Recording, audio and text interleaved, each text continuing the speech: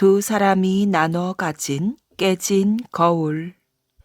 설씨 아가씨는 귀한 집 딸은 아니었지만 행동이 반듯하고 얼굴이 고왔으며 마음씨는 그보다 더 고왔답니다. 그래서 누구라도 설씨 아가씨를 좋아하였지요. 특히 마을의 총각들은 설씨 아가씨만 봐도 얼굴을 붉혔어요. 그런데 설씨 아가씨는 며칠째 눈물로 밤을 지새웠답니다. 얼마 안 있으면 나이 많은 아버지가 전쟁터로 가야 했거든요. 아버지, 차라리 제가 싸우러 가겠어요. 딸아, 나라에서 하고자 하는 일을 어찌 우리 마음대로 하겠느냐. 너무 걱정하지 말거라. 상심이 깊은 설씨 아가씨를 보며 더 안타까워하는 사람이 있었답니다. 바로 설씨 아가씨를 남몰래 좋아하는 가실이었지요. 가실은 결심한 듯 설씨 아가씨에게 말하였어요. 저는 미천한 신분으로 나고 자라 좋은 것을 해드릴 수는 없습니다. 하지만 아가씨가 슬퍼하고 있는 것을 마냥 볼 수가 없습니다. 그래서 제가 아버님 대신 전쟁터로 가려 합니다. 설씨 아가씨는 고개를 저었어요. 아무 인연 없는 저와 아버지를 위해 그러실 수는 없어요. 너무 걱정 마십시오. 별일은 없을 것입니다. 설씨 아가씨는 가실의 마음을 꺾지 못하였지요. 그렇다면 기다리겠어요. 돌아오시면 저와 혼인을 하도록 해요. 이렇게 말하며 설씨 아가씨는 거울을 깨뜨려 반쪽을 가실에게 주었답니다. 이것은 혼인의 증표입니다. 부디 몸 조심히 다녀오세요. 이렇게 가실은 전쟁터로 떠나고 세월이 흘러 무려 6년의 시간이 흘렀답니다. 설씨 아가씨의 아버지는 기약 없이 가실을 기다리는 딸이 무척 걱정이 되었어요. 이제 다른 사람과 혼인을 하는 게 어떻겠느냐? 아버지를 살린 분과 한 약속을 어길 수는 없습니다. 그러나 설씨 아가씨의 아버지는 마을 남자와 설씨 아가씨를 혼인시키기로 몰래 약속을 하였어요. 혼인날이 되어서야 이 사실을 알게 된 설씨 아가씨는 흐르는 눈물을 막을 수가 없었답니다. 어디쯤 계신 건가요? 살아계시긴 한 건가요? 그때였어요. 비쩍 마른 데다가 누더기 같은 옷을 몸에 걸쳐 볼품이라고는 없는 사내가 결혼식 잔치가 벌어진 마당으로 들어왔어요. 아가씨, 가실입니다. 너무 오래 걸렸습니다. 사람들은 남루한 사내를 밖으로 쫓으려 하였지요.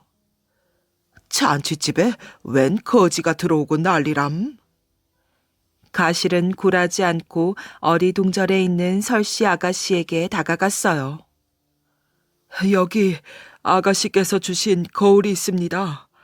호랑이 입속 같은 전쟁터에서도 이 거울만은 지켰습니다.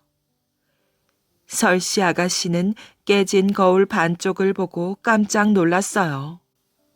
의심할 여지 없이 가실이 맞았으니까요.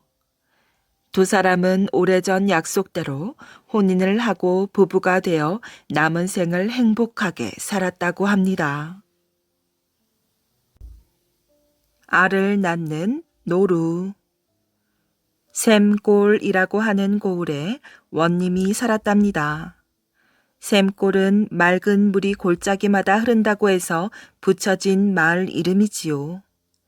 샘골 원님은 좀 모자라는 칠푼이었던 모양이에요.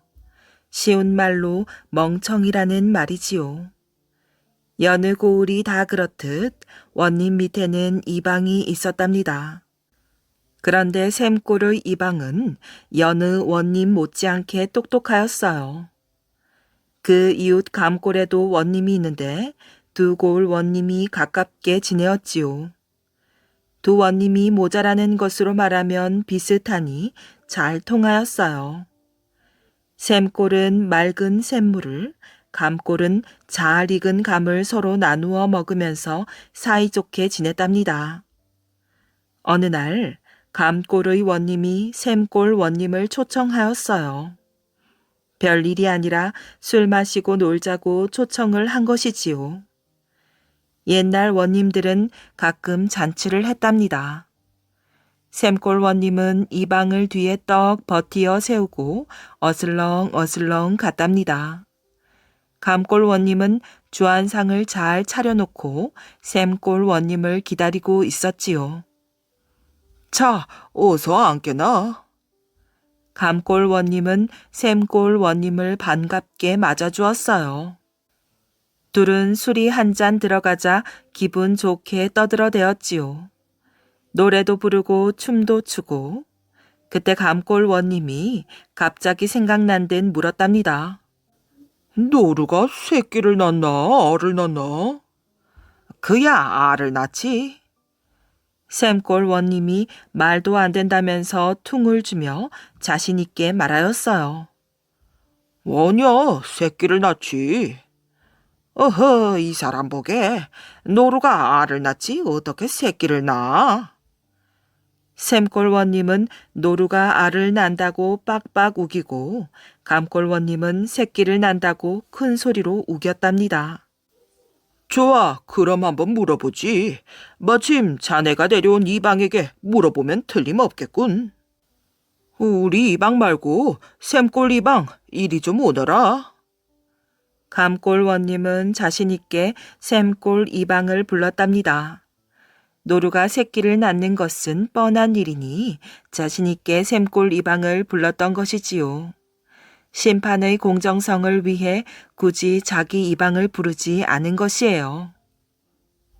샘골 이방 대령했습니다. 이방은 감골 원님이 불러서 오긴 왔으나 옆에서 다 들어 내용은 이미 잘 알고 있었어요. 샘골 이방은 이러지도 저러지도 못해 무겁고 편치 않은 마음이었지요. 에헴, 자네가 묻겠나? 감골 원님은 자신의 차서 입가에 웃음을 흘리며 샘골 원님에게 물어보라고 하였어요. 샘골 원님은 건의를 세우느라 헛기침을 한 번 하고 자기가 데려온 이방에게 물었답니다. 산 속에 사는 노루를 알지? 그러면요. 노루가 새끼를 낳아 기르느냐, 알을 낳아 기르느냐? 이런 한심한 질문도 다 있을까요? 샘골 이방은 어떻게 대답해야 할 줄을 몰랐답니다. 이것은 분명 자기 원님이 틀린 것이지요. 노루가 무슨 알을 낳느냐 말이에요. 그런데 그렇다고 자기네 원님이 틀린다고 대답할 수도 없는 노릇이었지요. 이방은 골똘히 생각에 생각을 거듭하였어요. 빨리 말하지 않고 뭘 꾸물거리느냐? 감골 원님은 자신의 차서 재촉하였지요. 그것이 노루는 알을 낳아 기르기도 하고 새끼도 낳아 기르기도 합니다. 이방은 아리송한 대답을 하였지요. 뭐라고? 샘골 원님과 감골 원님은 놀라 자리에서 일어났답니다. 이놈 보게, 새끼를 낳으면 새끼를 낳고 알을 낳으면 알을 낳지 알도 낳고 새끼도 낳는 그런 짐승이 조선 팔도에 어디 있느냐? 감골 원님이 샘골 이방을 나무랐어요. 이방은 무엇인가를 생각하다가 입을 열었답니다. 노루는 그렇지 않습니다. 이방이 그렇지 않다는 말에 또 무슨 말이 나오는가 하고 주위가 조용해졌지요. 대체 어떤 노루가 알도 낳고 새끼도 낳는다는 말이냐? 깊은 산속에 사는 노루는 알을 낳고 마을 가까이에 낮은 산에 사는 노루는 새끼를 낳습니다. 이방은 듣지도 보지도 못한 이야기를 하였어요. 그거 참 이상한 일이군. 왜 그러는 것이야? 그 까닭을 좀 말해주게. 감골 원님이 샘골 이방에게 물었어요. 낮은 산에는 사람들이 많이 다니니 사람들 손이 타지 않습니까? 그래서 새끼를 낳아 금방 기르지요. 그런데 깊은 산속에 사는 노루는 사람 발길이 뜸하지 않습니까? 그러니 알을 낳아서 천천히 새끼를 기른답니다. 오호, 그게 그렇게 되는 거구먼. 둘 다 비겼네 그려. 두 원님은 술판을 계속 벌였답니다. 잔치에 모인 사람들은 원님 앞에서 큰 소리로 웃지도 못하고 조용히 배꼽만 잡았답니다. 남산골의 청렴한 선비들. 조선시대 숙종 때 한양 남산골에 이서우라는 선비가 살았답니다. 그는 다른 선비들과 마찬가지로 여러 번 과거에 낙방했는데 아침에는 밥, 저녁에는 죽을 먹기도 어려울 만큼 몹시 가난한 살림이었어요. 하지만 그런 가운데서도 절망하지 않고 과거 급제를 목표로 밤을 새워가며 열심히 공부하였지요. 정월 대보름날 밤, 이서우는 다 쓰러져가는 초가집에서 글을 읽고 있었어요. 아침나절에는 눈발이 날리더니 오후부터는 날이 개어 하늘에는 휘영청 보름달이 떠올랐답니다. 한겨울이었기 때문에 불을 떼지 않은 방은 몹시 추웠지요. 그는 언 손을 호호 불며 책장을 넘겼답니다. 집안에 양식이 떨어져 아침을 겨우 죽으로 때우고 하루 종일 아무것도 먹지 못하였어요. 그러다 보니 기운이 없어 글을 읽어도 소리가 잘 나지 않았답니다. 그렇게 애처롭게 한참 글을 읽고 있을 때 벼랑간 열린 들창을 통해 뭔가가 날아들어와 방바닥에 툭 떨어졌답니다. 이서우는 깜짝 놀라 방바닥을 내려다 보았지요. 보자기에 싼 물건이 떨어져 있었어요. 누가 이런 물건을 던져주고 갔지? 이서우는 들창으로 밖을 내다보았어요. 그러나 그곳에는 아무도 없었답니다. 이서우는 보자기를 풀어보고 눈이 휘둥그레졌어요. 먹음직스러운 약밥 한 그릇이 들어있었던 것이랍니다. 아니, 어떤 분인지 고맙기도 하여라. 내가 온종일 굶은 걸 알고 귀한 음식을 던져주고 가다니. 이서우는 약밥을 먹다가 또 한 번 놀랐답니다. 약밥 속에는 은으로 만든 말굽이 들어있었기 때문이지요. 하지만 그는 은 말굽을 처분하지 않고 장롱 속에 고이 간직하였어요. 그의 고생은 헛되지 않았답니다. 불굴의 노력으로 학문에 전념하여 이듬해에 마침내 벼슬길에 오를 수 있었지요. 몇 해가 흐른 뒤 숙종은 정월 대보름날 밤에 신하들과 잔치를 베풀며 이렇게 말하였어요. 몇 년 전 정월 대보름날 밤에 나는 평복을 입고 남산골을 찾아갔었소. 그때 어느 초가집 앞을 지나는데 글 읽는 소리가 들리는 것이요. 그런데 몇 길을 굶었는지 그 집 선비가 목소리를 제대로 내지 못하더군. 나는 그 선비가 몹시 가여워서 수행하던 내관에게 약밥을 가져오라고 해 몰래 방 안에 던져주고 왔다오. 지금 그 선비가 어찌 지내는지 궁금하구려. 숙종이 이야기를 마쳤을 때 한 신하가 앞으로 나섰답니다. 그는 바로 이서우였어요. 전하, 그날 밤에 보내주신 약밥을 받은 것은 바로 저였습니다. 온종일 굶어 기운이 없었는데 약밥을 먹고 기운을 차릴 수 있었습니다. 그리고 1년 뒤에는 과거에 급제해 전하를 모실 수 있게 되었고요. 이게 다 전하의 은혜입니다. 이서우는 벅찬 감격으로 눈물이 글썽글썽했답니다. 숙종은 크게 기뻐하며 이서우에게 물었어요. 그때 그 선비가 그대라니 반갑구려. 그래, 약밥 속에 따로 들어있는 것이 없던가. 은말굽이 있었습니다. 하지만 누구 것인지 알지 못해 여지껏 간직하고 있습니다. 그렇다면 그 은말굽을 가져와 보구려. 이서우는 임금의 명을 쫓아 은말굽을 가져다 바쳤어요. 숙종은 은말굽을 살펴보더니 고개를 끄덕였지요.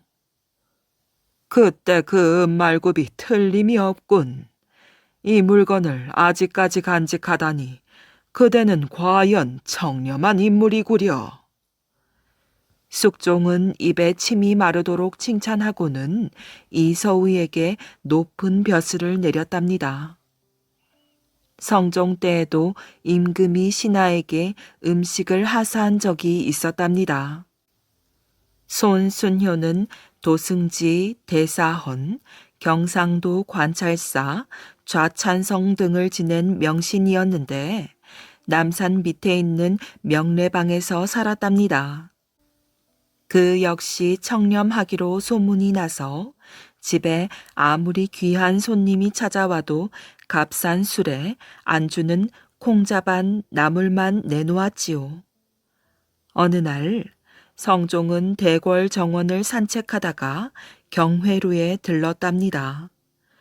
경회루에서 남산 쪽을 바라보니 숲속에서 세 사람이 모여 앉아 술을 마시는 것이 보였지요. 성종은 손순효가 남산에 살고 있고 술을 좋아하는 것을 알고 있는 터여서 혼자 이렇게 생각하였어요. 저 세 사람 가운데 손순효가 끼어 있을 거야. 그래서 성종은 자신의 짐작이 맞는지 확인하려고 내관을 남산으로 보냈답니다. 한참 뒤 임무를 마치고 돌아온 내관이 성종에게 아뢰었지요.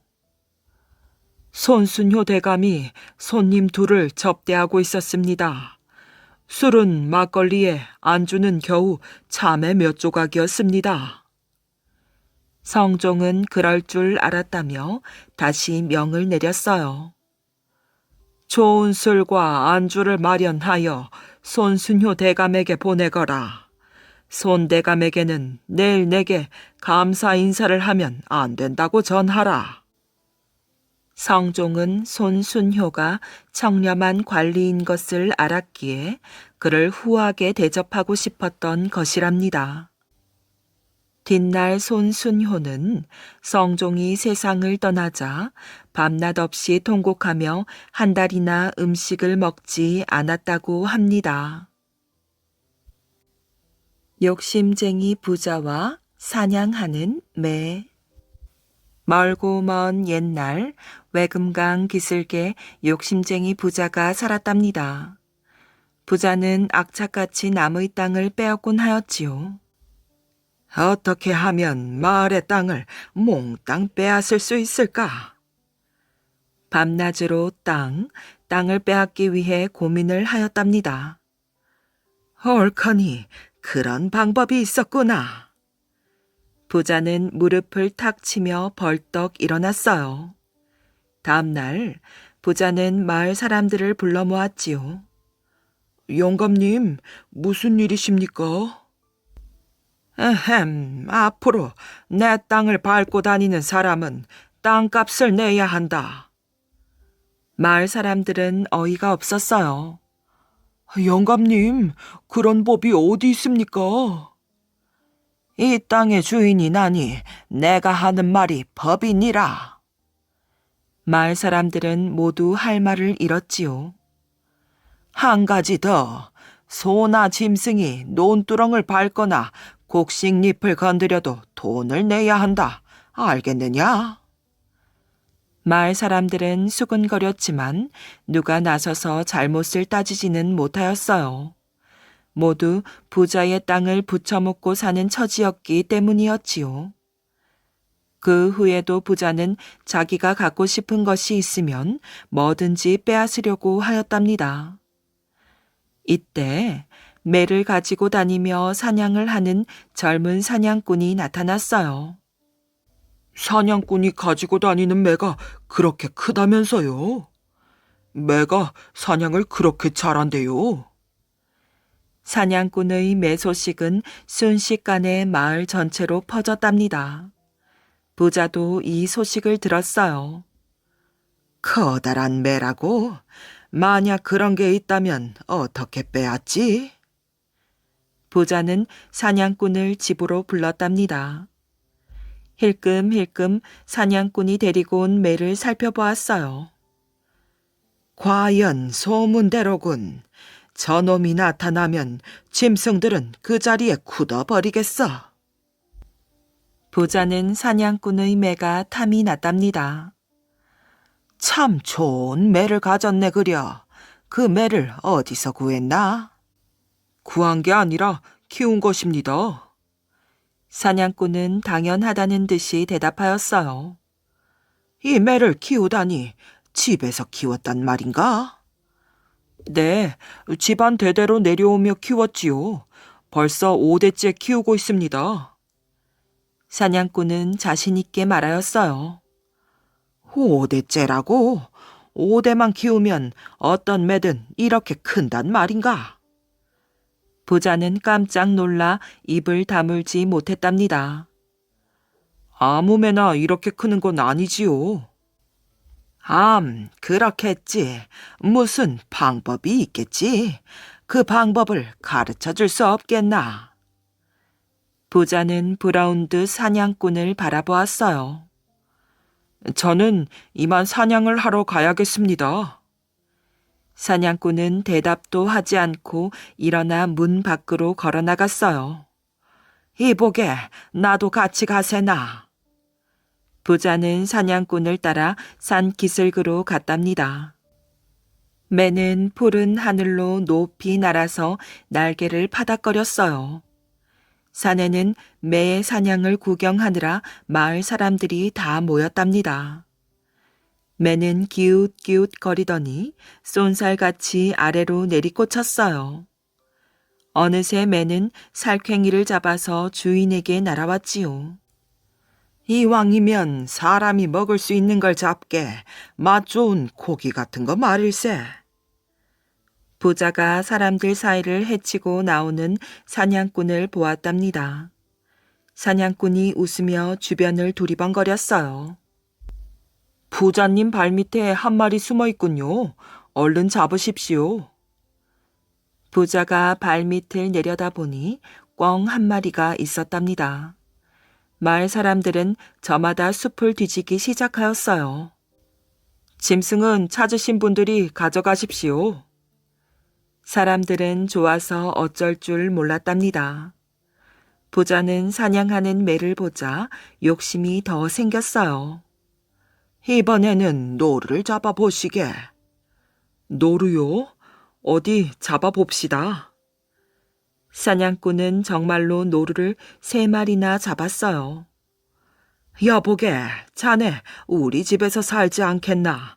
나하고 같이 사냥이나 하면서 친구가 되어달란 말일세. 어떤가? 부자는 살살 미소를 지으며 젊은 사냥꾼에게 속삭였어요. 그럴 순 없습니다. 이 매만 믿고 사는 저희 가족이 20이 넘습니다. 부자는 입을 벌리고는 담을 줄을 몰랐답니다. 아니, 20이 넘는 가족이 매 한 마리에 매여 산다고? 그럼요. 고기가 먹고 싶으면 노루를 잡으면 되고 그러다 사슴을 잡게 되면 녹용을 얻으니 좋은 값에 팔면 되지요. 간혹 곰을 잡으면 웅담을 얻을 수도 있고요. 그 값이 얼마나 되는지 아십니까? 부자는 깜짝 놀라서 눈이 휘둥그레졌어요. 그래, 저 매가 사슴이나 곰도 잡는단 말인가? 그럼요. 그까진 노루 꿩이나 잡으려고 여기까지 온 줄 아십니까? 사냥꾼이 돌아가려고 하자 부자는 사냥꾼을 붙들었어요. 알겠네. 걱정하지 말고 자네 가족을 데려오게. 자네 가족에게 내 땅을 내줄 테니까. 그럴 순 없습니다. 농사를 안 짓고도 살 수 있는데 왜 남의 땅에 농사를 짓습니까? 땅을 아예 준다면 몰라도. 사냥꾼의 말에 부자는 잠시 머뭇거렸어요. 땅을 넘겨준다면 그 매를 나한테 주겠나? 그렇게 한다면 어디 생각 좀 해보지요.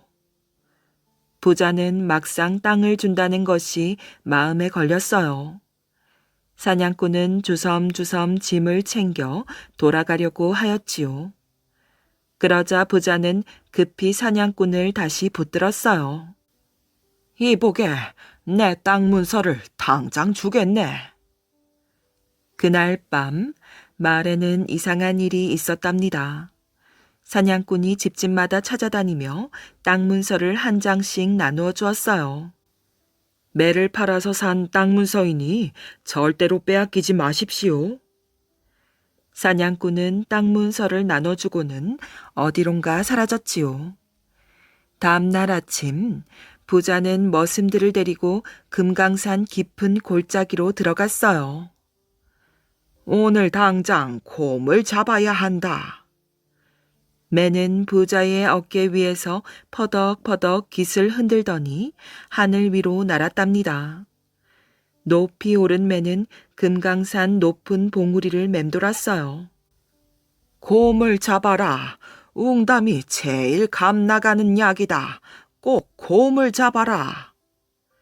부자는 푸른 하늘을 올려다보며 소리쳤답니다. 매는 몇 바퀴 돌더니 몸을 기웃거렸어요. 그러더니 재빠르게 외금강 쪽으로 내리꽂혔지요. 이놈들아, 어서 매를 찾아라. 부자가 뛰어다니며 머슴들에게 고래고래 소리를 질렀답니다. 그러나 매는 어디에도 없었어요. 이럴 수가. 내가 사냥꾼에게 속은 게 틀림없어. 화가 난 부자가 산을 내려오고 있었답니다. 아이고 깜짝이야. 아니, 넌 어디 갔다가 이제 왔느냐? 길 옆에 매가 떡 버티고 앉아 있었지요. 부자가 반가워서 소리쳤지만 매는 꿈쩍도 하지 않았답니다. 이상한 생각이 든 부자는 돌을 던져보았어요. 갑자기 매의 몸이 커졌답니다. 다시 한번 던졌어요. 이번에도 그만큼 커졌지요. 부자는 더러 겁이 났어요. 매는 여전히 그 자리에 앉아 눈을 부릅뜨고 있었답니다. 겁에 질린 부자는 소리를 지르며 엎어지고 자빠지면서 마을로 내려왔어요. 그때부터 매는 떠나지 않고 그 자리에 앉아 있었지요. 매바위는 지금도 금강산 입구에서 오고 가는 사람들을 유심히 살펴보고 있다고 합니다. 나한보살 입가의 팥죽. 옛날 부산시 동래구 금연산의 마하사에서 동짓날에 일어난 일이랍니다. 어느 해 동짓날 아침 마하사의 해봉 스님은 몸이 오슬오슬 추워 잠이 깨었어요. 여느 해와 마찬가지로 그해 동짓날에도 추위가 닥쳤지요. 간밤에는 한방눈이 펑펑 쏟아지더니 새벽부터 찬바람이 불었답니다. 아유, 왜 이리 춥지? 몸이 얼어붙는 것 같구나. 아궁이 불이 꺼졌는지 방바닥은 몹시 차가웠어요. 마치 얼음장 같았지요. 해봉 스님은 옆자리에 누워 자는 공양주의 몸을 흔들었어요. 이보시오, 일어나시오. 해가 중천에 떴는데 늦잠을 자면 어떡합니까? 공양주는 간신히 눈을 뜨고 해봉 스님을 올려다 보았답니다. 곤히 자는 사람을 왜 깨워요? 조금만 더 잘게요. 지금 늦잠을 잘 때가 아닙니다. 오늘이 무슨 날인지 아십니까?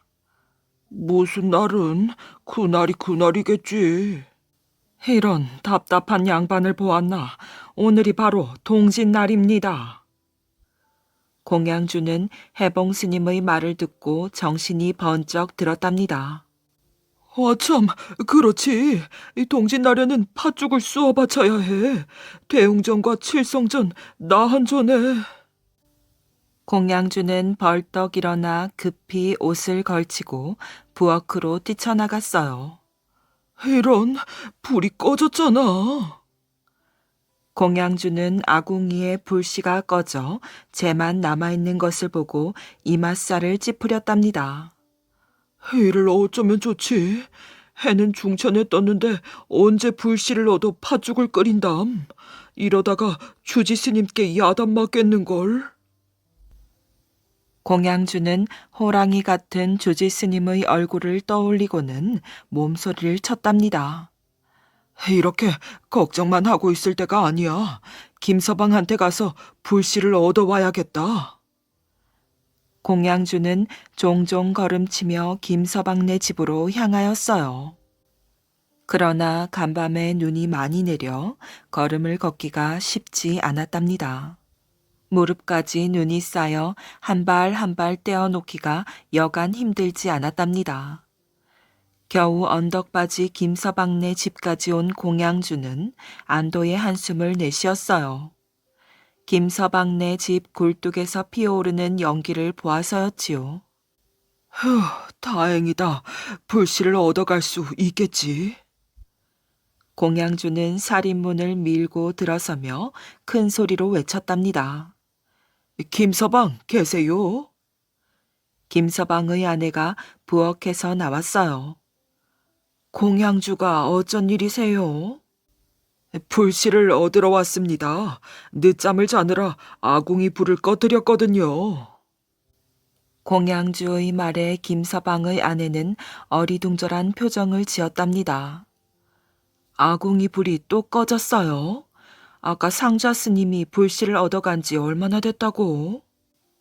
예, 상좌 스님이라니요? 누구 말입니까? 우리 절에는 상좌 스님이 없는데. 이번에는 김서방의 아내가 의아한 얼굴이 되었어요. 상좌 스님이 없다니요? 아까 틀림없이 마하사 상좌 스님이라고 밝히고 불씨를 얻어갔어요. 배가 고프다면서 팥죽도 한 그릇 얻어먹었는걸요. 그게 정말이에요? 공양주는 마치 꿈을 꾸는 듯 하였어요.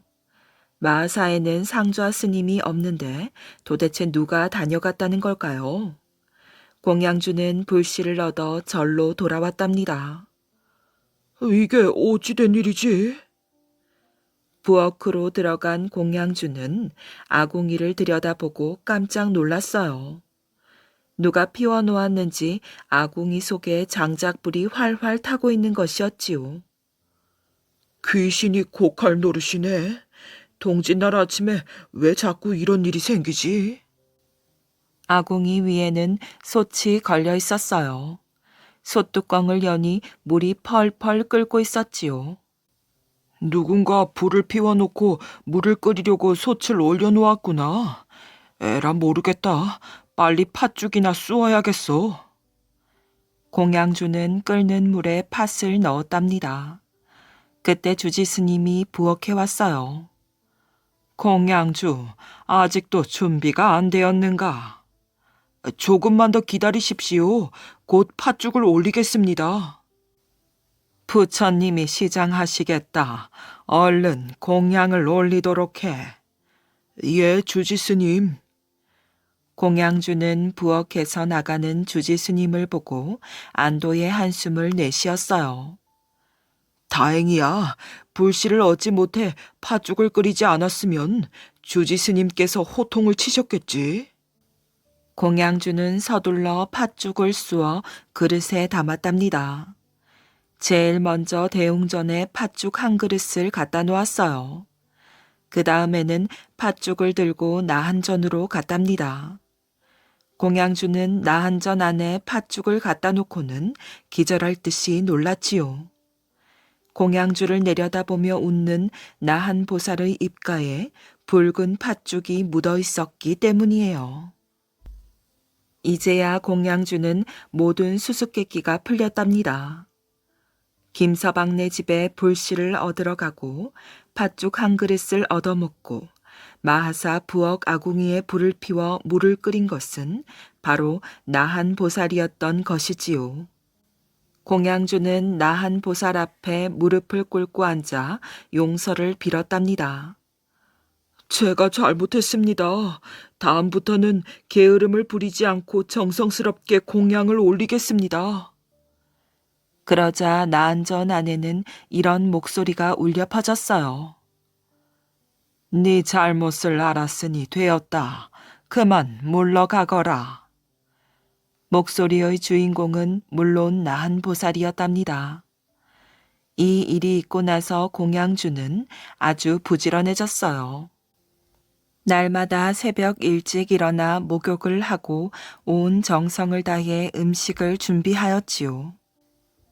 한편 나한 보살 입가에 묻었던 팥죽은 지워지지 않고 오래도록 남아 있었답니다. 스승에게 속아 장석을 놓은 사람. 고구려의 국력이 나날이 강성해지고 국토가 넓어짐에 따라 나라에서는 천문지리에 밝은 사람이 필요하게 되었답니다. 그래서 허준이라는 사람을 당나라로 보내어 천문지리를 배워오게 하였지요. 당나라에 도착한 허준은 천문지리에 통달한 학자인 일행의 문화에서 연구를 하게 되었으며 침식을 있다시피 하고 열심히 천문지리를 배웠답니다. 그 결과 10년이 지나자 천문지리에 대한 실력이 몰라보게 높아져 스승인 일행과 어깨를 겨룰 정도가 되었답니다. 어느 날 스승인 일행이 멀리 조선 땅을 바라보고서 천문지리를 살피더니 조선 땅의 산맥이 모두 활기에 차 있어 머지않아 위험한 인물이 나올 것임을 알게 되었답니다. 저 조선 땅을 관통하는 산맥의 길을 끊어야지 안 되겠구나. 그대로 두었다가는 고구려가 우리 당나라까지 정복하게 될 것이다. 이런 생각을 한 일행은 그 일에 허준을 이용하기로 하였답니다. 며칠 후 허준이 자기의 거처에서 학문을 연구하고 있을 때 갑자기 문 밖이 소란스러워지면서 당나라 나졸들이 집 안으로 몰려들어왔어요. 그러고는 다짜고짜 허준을 향해 큰 소리로 명령하였지요. 이놈 허준아, 빨리 나와서 이 오랏줄을 받아라. 아닌 밤중에 홍두깨 격이었으니 허준은 그 영문을 알 수가 없었답니다. 아니, 무슨 일이오? 아무 잘못도 없는 사람을 무엇 때문에 잡아간단 말이오? 잔소리 말고 따라오너라. 일행 대감의 분부이시니 할 말이 있으면 그곳에 가서 말하거라. 무엇이라고요? 스승께서? 아무런 영문도 모른 채 허준은 나졸들에게 끌려가 스승 일행 앞에 꿇어앉게 되었답니다. 이 배은망덕한 놈아, 내가 일찍이 너를 사랑해서 내가 아는 학문을 모두 가르쳤거늘 너는 그래 밀정 노릇으로 그 은혜를 갚는단 말이냐. 일행의 호통이 떨어지자 허준은 기가 막혔답니다. 스승님, 소생이 어찌 은혜를 저버린다 하옵니까? 밀정 노릇이란 꿈에도 해본 일이 없습니다. 여러 가지 증거가 있는데도 거짓말을 할 셈이냐? 정말 억울한 일입니다. 증거가 있다면 말해 주십시오. 네 놈이 당나라의 군사력을 염탐한 다음 수시로 이를 네 나라 사람 편에 고구려에 알렸다는 사실이 명명백백하거늘. 얘들아, 저놈에게 큰 칼을 씌워 하옥시키거라. 소생은 그런 일을 한 적이 없습니다. 깊이 살피소서. 듣기 싫다. 저놈을 하옥시켰다가 내일 날이 밝거든 황제 폐하에게 주상하고 극형에 처하도록 하라. 말을 마친 일행은 집 안으로 사라지고 허주는 나졸들에게 끌려가서 감옥에 갇히게 되었으니 참으로 어이없는 노릇이었지요. 그토록 존경하고 따르던 스승에게서 억울한 누명을 쓰고 죽음을 당하다니 어찌해야 좋단 말인가요? 허준으로서는 이 모든 일이 일행 스승이 꾸민 일이라는 사실을 알 턱이 없었답니다. 이튿날이 되자 허준은 다시 일행 앞에 끌려 나오게 되었답니다. 너의 죄를 네가 알겠지? 스승님, 한 번만 살려주옵소서. 소생은 설사 죽는다고 하더라도 스승님을 배반하지 않겠사옵니다. 그게 정말인가? 하늘에 맹세할 수 있습니다. 그렇다면 특별히 생각하여 네가 속죄할 수 있는 기회를 줄 것인즉 내가 이르는 대로 할 것이냐? 무슨 분부든지 따르겠습니다. 만일에 내가 이르는 말을 착오 없이 완수한다면 황제 폐하께 주상하여 너를 이 나라의 대관으로 추천하겠다. 그러면서 일행은 허준에게 다음과 같은 일을 하라고 명령했으니 그것은 즉 지금 당장 고구려로 돌아가서 조선의 각 산맥에 장석을 놓으라는 것이었어요. 장석이라는 것이 산맥의 길을 쇠퇴시키는 돌이라는 것을 전혀 모르는 허준은 스승 일행의 명령대로 곧장 귀국하여 전국을 돌아다니며 장석을 놓았답니다. 그러자 장석을 놓은 지 얼마 지나지 않아 산맥의 기가 현저하게 쇠퇴하는 것을 알게 된 허준은 그때서야 비로소 당나라의 흉계를 깨닫게 되었지요. 허준은 고민하던 끝에 종적을 감추고 말았으니 자기 한 몸 잘 살고 부귀 영달하기 위해 나라에 불리한 일을 할 수는 없다고 생각한 것이었어요. 지금도 황해도 은율 땅에는 허준이 쓰던 장석이 많이 남아있다고 하며 그래서 그 마을 이름을 장석동이라고 부른다고 한답니다. 부잣집에 시집간 소금 장수의 딸. 옛날에 어느 부잣집 아들이 가난한 소금 장수 집 딸을 알게 되었어요. 부잣집 아들은 소금 장수 집 딸을 너무나 사랑하여 그와 혼인을 하려고 하였답니다. 그러자 부잣집에서는 펄쩍 뛰고 반대를 하였답니다. 왜 하필 소금 장수 집 딸이냐? 너는 소금 장수가 얼마나 천한 직업인지 모르느냐? 부모뿐만 아니라 친척들까지 나서서 반대를 하였어요. 그러나 부잣집 아들은 자신의 고집을 꺾지 않았답니다. 아무리 말리셔도 소용없어요.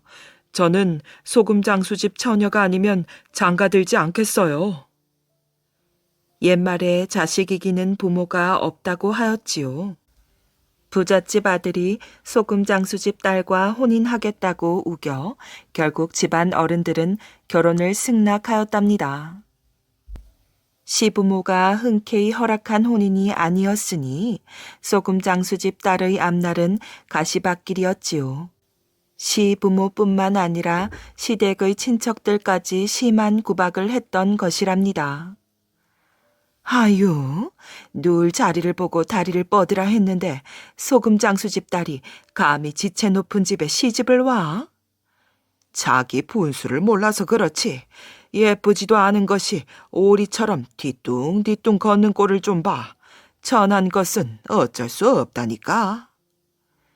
모두들 며느리를 미워하여 틈만 나면 흉을 보았답니다. 부잣집 아들이 그러지 말라고 하여도 듣지를 않았지요. 소금 장수집 딸은 괴로워 견딜 수가 없었어요. 혼자 있을 때는 눈물이 절로 쏟아졌지요. 사랑하는 남편이 없다면 벌써 그 집에서 뛰쳐나왔을 것이랍니다. 소금 장수 집에서는 딸을 시집 보내놓고 마음 편할 날이 단 하루도 없었어요. 딸이 시부모에게 구박을 받으며 매운 시집살이를 한다는 소문을 들어서였지요. 고생하는 딸을 생각하면 밤에 잠도 오지 않았답니다. 어느 날 친정어머니가 친정아버지에게 말하였어요. 제가 그동안 어떻게 하면 우리 딸아이가 매운 시집살이를 면할까 곰곰이 생각해 보았는데요. 사돈댁을 우리 집에 초대해 식사 대접을 하는 게 어떨까요? 글쎄, 우리 집이 누추해서 초대를 하면 올까? 간곡히 청해야지요. 여러 번 청하면 한 번쯤은 초대에 응하지 않을까요? 친정어머니가 말한 대로였어요. 사돈댁은 처음엔 초대 제의를 거절했지만 몇 번이나 간곡히 청하자 마지못해 초대에 응해주었지요. 소금 장수 부부는 사돈 내외가 집에 오자 먼저 술상을 차려 대접을 하였어요. 그런데 사돈 내외는 안주를 먹어보고 고개를 갸우뚱하였답니다. 전혀 맛이 없었던 것이랍니다. 무슨 안주 맛이 이래? 너무 싱거운걸? 사돈 내외가 안주를 들지 않자 소금 장수 부부는 밥상을 차려왔어요.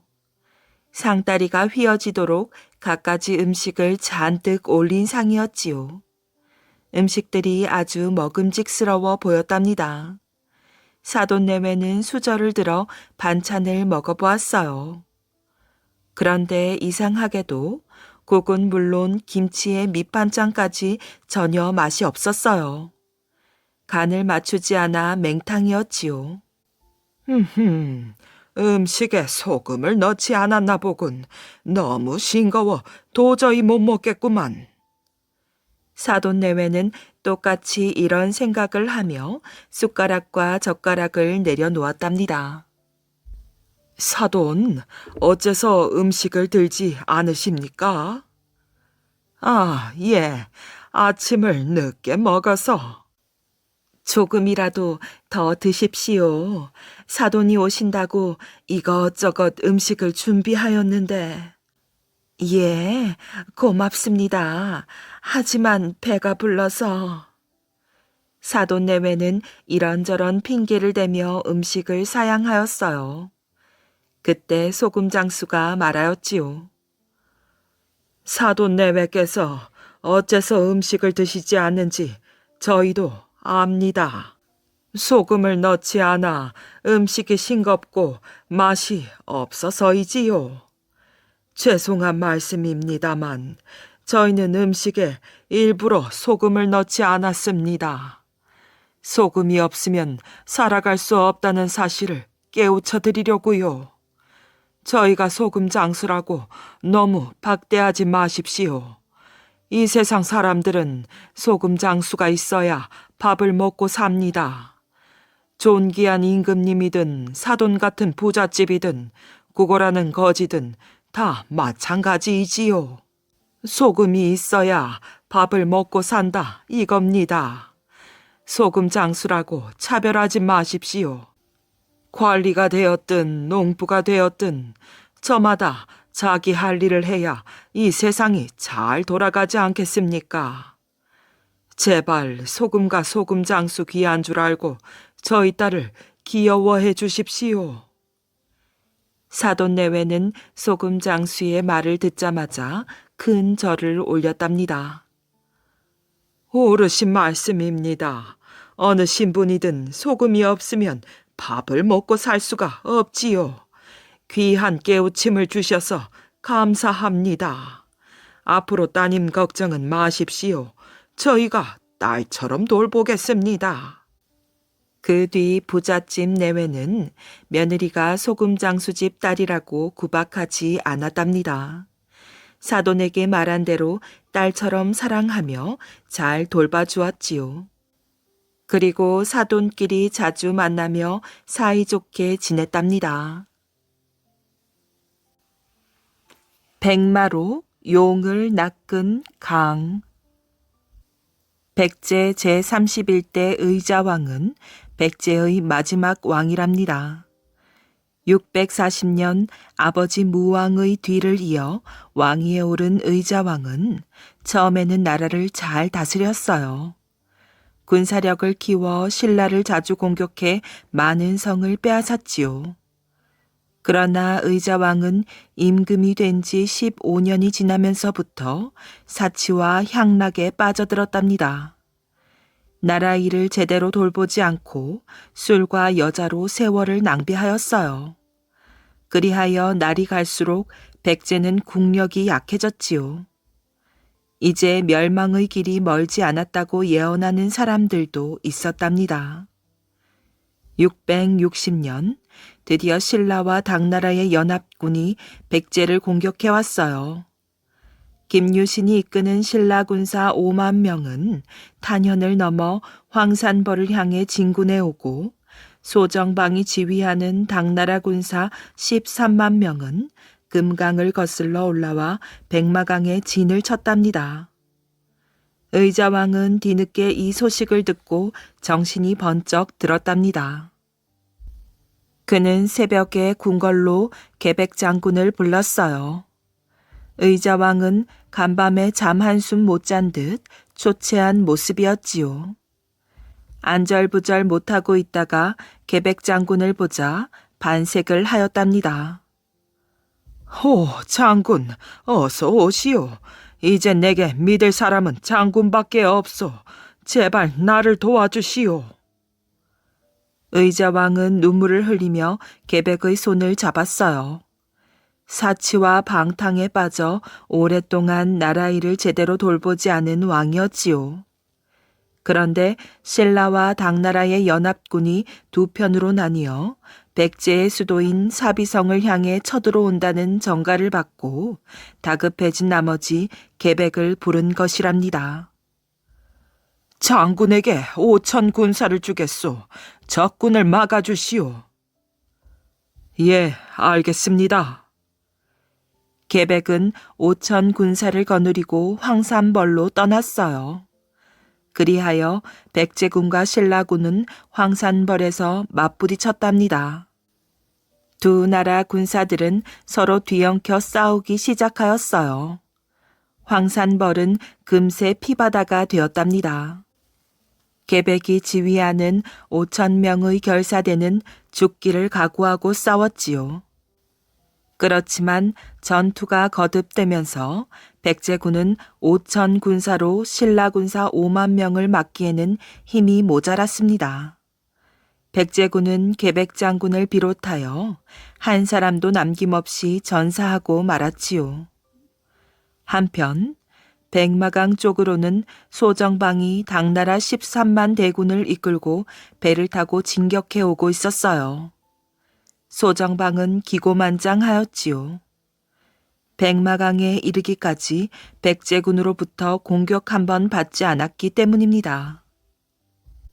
화살 한 방 맞지 않고 무사 통과했으니 소정방은 백제를 멸망시키는 것은 시간 문제라고 의기양양하였지요. 하하하, 하루 강아지 백제군이 어떻게 호랑이 당나라군을 상대할 수가 있겠느냐. 얘들아, 빨리 노를 저어라. 백제 왕을 항복시켜 내 앞에 무릎을 꿇려야겠다. 소정방이 이렇게 큰 소리로 외쳤을 때였어요.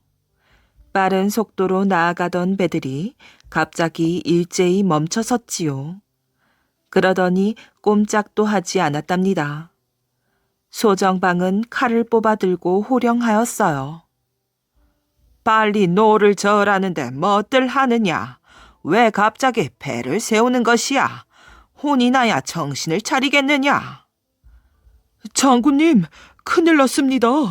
노를 저어도 배가 앞으로 나아가지 않습니다. 그걸 말이라고 하느냐? 잘 미끄러져 가던 배들이 왜 움직이지 않는다는 것이야? 그럴수록 힘껏 노를 저으라니까. 아무리 노를 저어도 소용이 없습니다. 배가 움직이지 않습니다. 아무래도 이상합니다. 무슨 이유가 있는 것 같습니다. 이유라니, 귀신이 우리를 골탕 먹이려고 장난이라도 친단 말이냐? 그럴지도 모르지요. 이곳 지리에 밝은 백제 사람을 불러 한번 물어보는 것이 좋을 듯합니다. 그래야겠다. 백제의 노인 한 사람을 얼른 잡아오너라. 소정방의 명령이 떨어지자 당나라 군사들이 배에서 내려 강둑을 서성이던 노인 한 사람을 잡아왔어요. 소정방은 자기 앞에 꿇어앉힌 노인을 내려다보며 말했답니다. 묻는 말에 거짓 없이 대답해라. 우리 배들이 지금 발이 묶여 꼼짝도 못하고 있다. 왜 이런 일이 벌어지는지 아느냐? 노인이 대답하였어요. 이 강에 우리 백제를 지키는 신이 살고 계시기 때문이지요. 우리 왕인 의자왕의 아버지 무왕께서 용으로 변하여 당나라 배를 막고 있는 것입니다. 뭐라고? 그게 정말이냐? 용을 없앨 수 있겠느냐? 나는 백제 사람이요. 용을 없앨 수는 없으니 당장 물러가시오. 안 그러면 큰 화를 입게 될 것이요. 노인은 나라를 생각하는 충성스러운 백성이었어요. 소정방에게 머리를 굽히지 않고 당당하게 맞섰답니다. 저런 고얀 놈이 있나? 감히 우리를 협박하다니. 여봐라, 당장 저 늙은이의 목을 베라. 소정방은 노인을 처형한 뒤 다른 백제 사람을 잡아오게 했답니다. 이번에 끌려온 사람은 욕심 많은 젊은 관리였지요. 백제의 운명은 이미 끝났다. 쓸데없이 버티지 말고 묻는 말에 고분고분 대답해라. 내 말을 잘 듣는다면 금은 보화를 주마. 소정방의 제의에 관리는 구미가 당겼어요. 그래서 소정방이 용을 없앨 방법을 알려달라고 하자 이렇게 대답하였지요. 어려운 일이 아니지요. 무왕은 원래 흰말, 즉 백마를 좋아했습니다. 따라서 백마를 미끼로 써서 낚시를 한다면 쉽게 용을 낚을 수 있을 것입니다. 기막힌 방법이구나. 고맙다. 소정방은 크게 기뻐하며 그 관리에게 금은 보화를 주었답니다. 이윽고 소정방은 백마 한 마리를 구해 동아줄로 묶은 뒤 바위 위에서 강물 속으로 던졌어요. 곧바로 백마를 묶은 동아줄이 당겨왔지요. 바닷속에 있던 용이 백마를 덥석 물은 것이었어요. 드디어 걸렸구나. 소정방은 흥분하여 소리치며 동아줄을 잡아당겼답니다. 그러자 용머리가 물 위로 치솟았어요. 하지만 용은 힘이 대단하였지요. 밖으로 끌려 나오지 않으려고 죽을 힘을 다해 버텼답니다. 소정방도 만만치 않았어요. 이를 악물며 동아줄을 잡아당겼지요. 이리하여 소정방과 용의 줄다리기는 몇 시간 동안 계속되었답니다. 좀처럼 승부가 나지 않았지요. 힘 빼지 말고 순순히 올라오너라. 네 놈은 나를 이기지 못한다. 소정방은 전 먹던 힘을 다해 동아줄을 잡아당겼어요. 그 순간 용이 물을 박차고 나와 하늘로 치솟더니 바위 밑으로 떨어져 머리를 부딪혀 죽고 말았지요. 바로 그때 거짓말처럼 배들이 움직이기 시작했답니다. 소정방의 13만 군사는 백마강을 진군하여 사비성으로 쳐들어갔고 백제를 멸망시켰지요. 사람들은 소정방이 용을 낚아 올린 바위를 조룡대라고 불렀답니다. 그 바위에는 용을 끌어올리느라 생긴 동아줄 자국이 선명하게 남아있지요. 또한 백마를 미끼로 용을 낚은 강을 백마강이라 이름 붙였어요. 백마강은 원래 금강인데 부여를 지나는 부분만 그런 이름을 얻은 것이랍니다.